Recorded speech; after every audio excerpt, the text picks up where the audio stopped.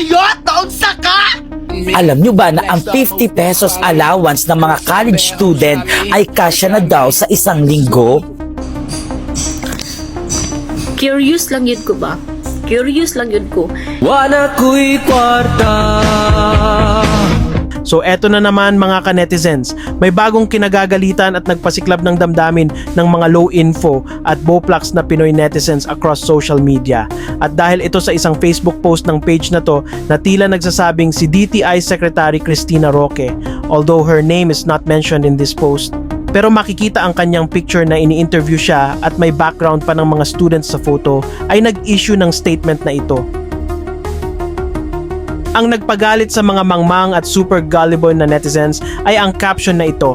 Ayon daw sa DTI o Department of Trade and Industry, ang 50 piso allowance sa mga college student ay kasya na for 1 week. Syempre, ang mga usual suspects na bobo at mahina sa reading comprehension at hindi nakakaintindi ng English, sumabog na naman. Come on, man! At sino tong mga usual suspects na to?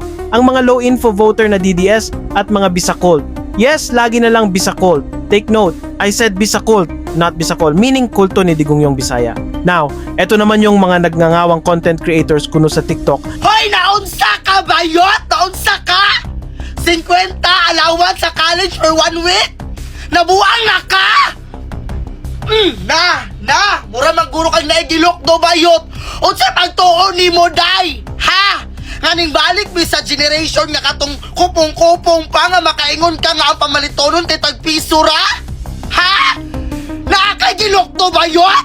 Naunsa naman yung tawon mo? Iwa naman ka na maupang una-una diya.